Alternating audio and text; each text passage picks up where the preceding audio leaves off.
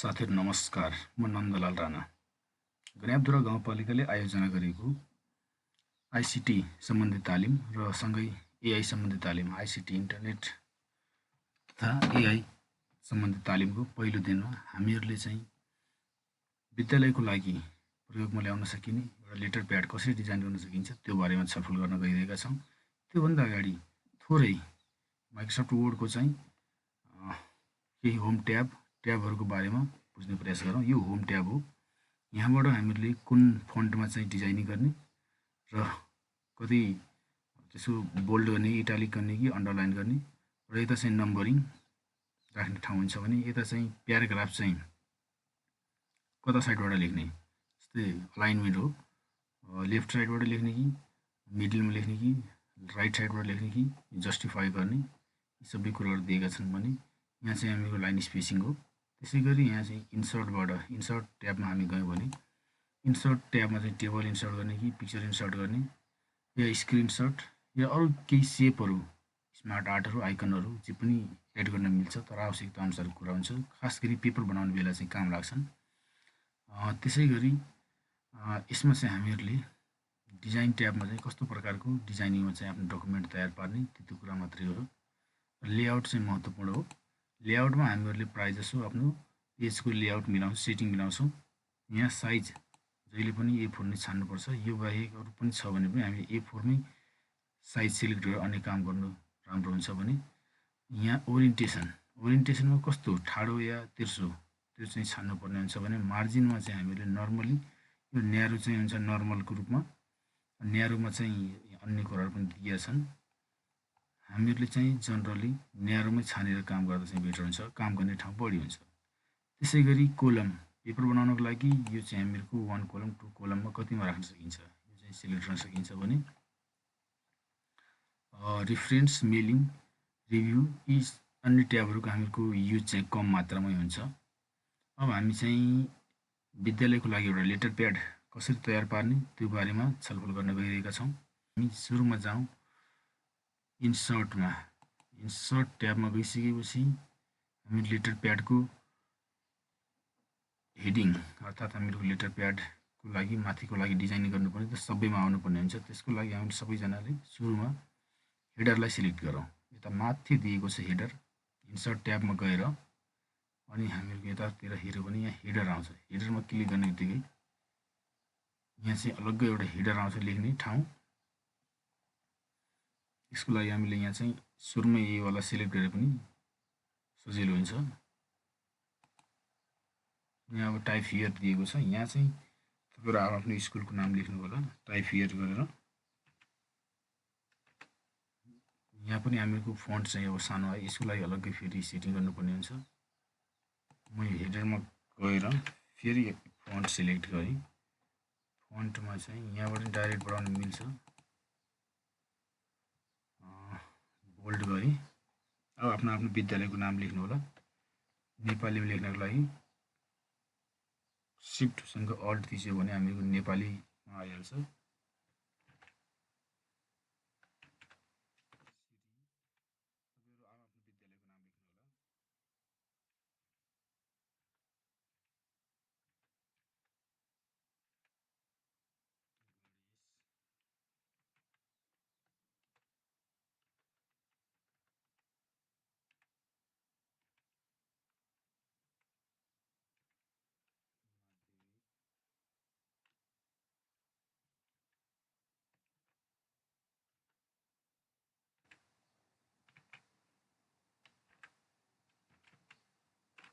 विद्यालय यति मात्र लेख्ने। त्यसपछि हामीले यसलाई चाहिँ ठ्याक्कै सेन्टरमा राख्नको लागि यो सेन्टरमा क्लिक गर्ने।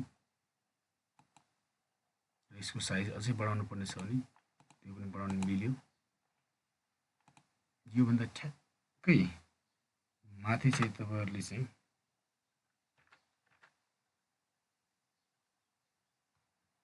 योभन्दा ठ्याक्कै माथि चाहिँ तपाईहरुले एउटा के कुरा राख्न सक्नुहुन्छ भनेपछि त्यसको साइज चाहिँ घटाउनु होला। तपाईको विद्यालयको इमेल एड्रेस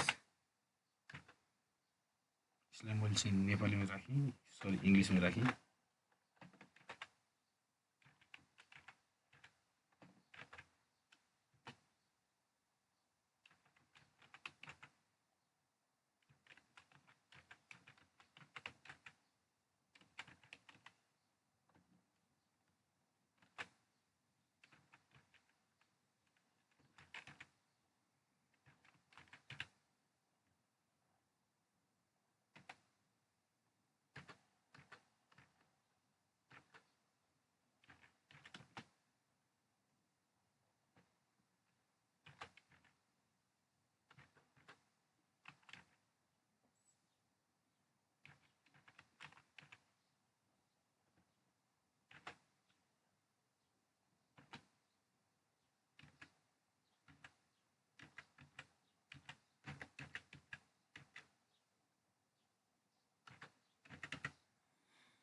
यसरी तपाईँहरूले आफ्नो विद्यालयको कन्ट्याक्ट नम्बर र इमेल एड्रेस पनि राख्न सक्नुहुन्छ भने यसलाई हामीले अझै सानो बनाउँदा चाहिँ बेटर हुन्छ।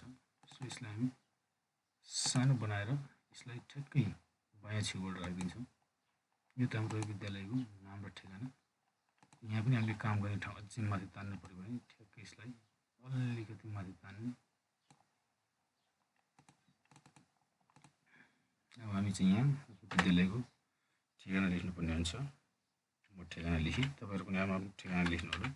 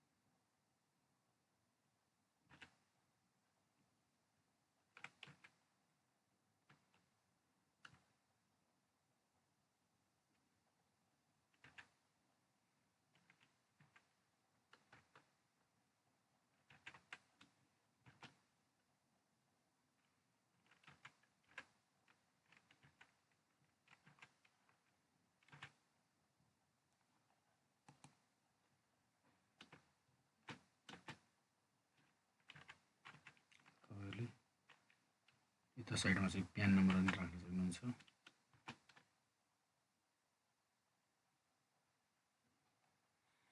अब लगभग हामीहरूको यो चाहिँ भइसक्यो। यसलाई हामीले अलिकति सानो बनाऊँ दुईटालाई चाहिँ।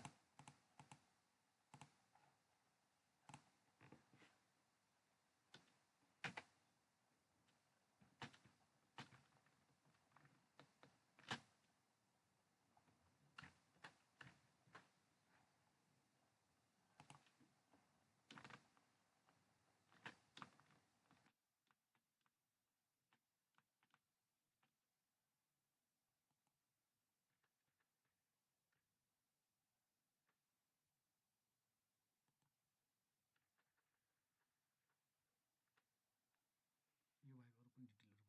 भनेपछि तपाईँहरूको पत्र सङ्ख्या, यति मात्र हामीले डिजाइन गरिसकेपछि अब यहाँ हामीले चाहिँ के गर्नुपर्छ भनेपछि लोगो इन्सर्ट गर्नुपर्ने हुन्छ। लोगो इन्सर्ट गर्नको लागि हामीले पहिलेदेखि नै रेडी पारिरहेको लोगो चाहिँ इन्सर्ट गर्नुपर्ने हुन्छ, जसको लागि हामी यो इन्सर्ट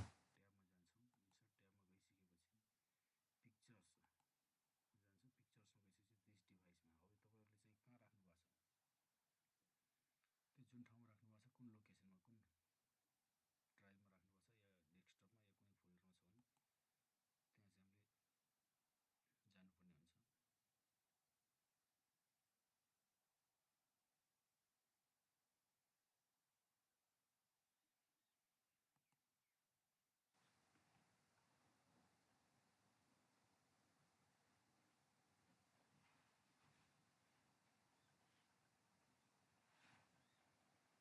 लोड हुँदैछ।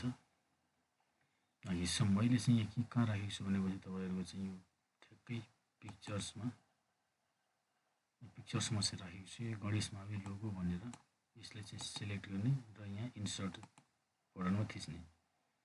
त्यो थिचिसकेपछि हामीहरूको यो लोगो चाहिँ यसरी आउँछ। अब यसलाई चाहिँ हामीहरूले सुरुमै काम गर्नुपर्ने हुन्छ। यो यहीँ पनि हुन्छ एउटा यो लेआउटको, नभए हामीहरूको चाहिँ यहाँ पनि हुन्छ ऱ्याप टेक्स्ट। यहाँ ऱ्याप टेक्स्टमा गयो भने त्यसको लागि फेरि पिक्चर फर्मेटमा हुनुपर्छ है, अनि मात्र आउँछ। ऱ्याप टेक्स्टमा जाने, in front of the text गर्ने, अनि यसलाई चाहिँ अब हामीले जहाँ पनि लगेर राख्न मिल्छ। अब यसलाई आवश्यकता अनुसार चाहिँ ठुलो सानो बनाउने। अब यहाँ चाहिँ ल मानौँ मैले यहाँ राखेँ, अब अलिकति लोगोलाई अलिकति ठुलो बनाएँ थोरै, र यतिको ठिकै हुने हो जस्तो लाग्यो। यति राखिसकेपछि हामीले चाहिँ के गर्ने भनेपछि यसलाई चाहिँ ठ्याक्कै अब बाँकी सबै हाम्रो ब्ल्याक कलरमा छ, यो इमेल एड्रेस मात्र देखिएको, पछि यो पनि ब्ल्याकमै आउँछ। जिमेल। अब यसलाई हामीले सिलेक्ट गरेर पिक्चर फर्मेटमा जाने, यहाँ चाहिँ कलरमा जाने। कलरमा गइसकेपछि यसलाई हामीले यहाँबाट रिकलर भन्ने अप्सन आउँछ। यसलाई हामी ब्ल्याक कलर मात्र सिलेक्ट गऱ्यो भने सबै ब्ल्याक कलरमै हुन्छ। यति गरिसकेपछि हामी लगभग यो काम चाहिँ हामीहरूको भयो।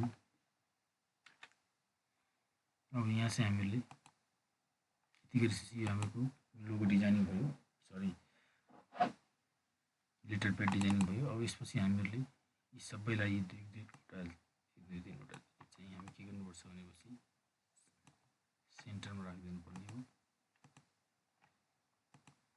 तलको चाहिँ अलिकति मिलाउनु र तपाईँहरूले ठ्याक्कै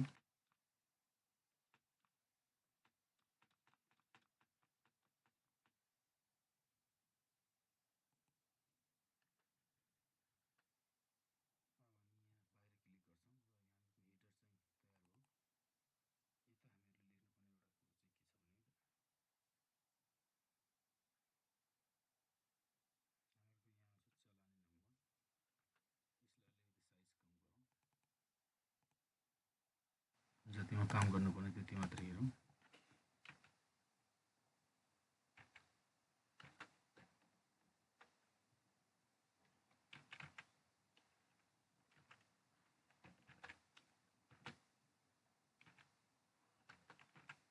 सलाइन नम्बर त्यति गरिसकेपछि हामी चाहिँ योभन्दा तल ठ्याक्कै यसैमा चाहिँ ट्याप गर्दै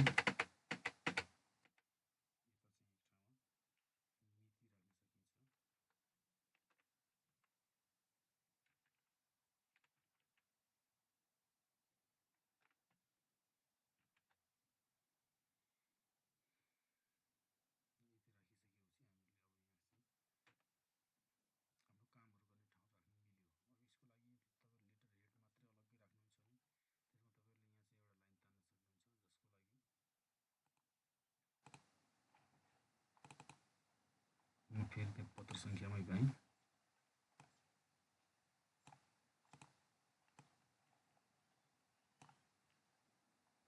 यसको तल मैले कन्ट्रोल O-D थिच्दाखेरि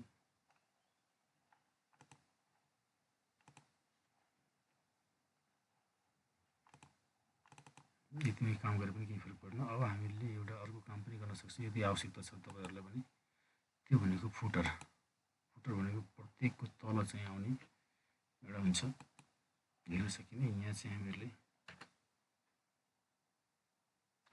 यसै लेख्ने,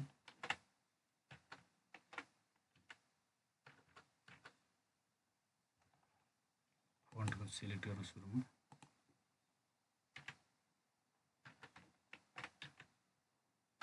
कोकिला,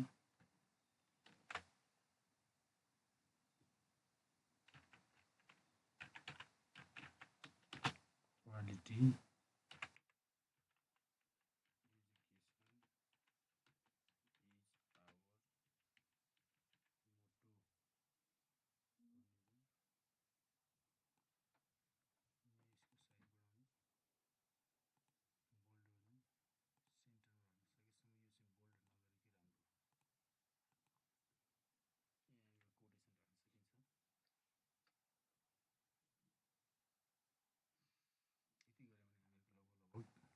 काम गर्न मिल्ने खालको लेटर प्याड तयार हुन्छ। यसलाई चाहिँ ठिक्क अलिकति मिनिमाइज गऱ्यो भने हामीले यसरी चाहिँ लेटर प्याड डिजाइन भएको छ।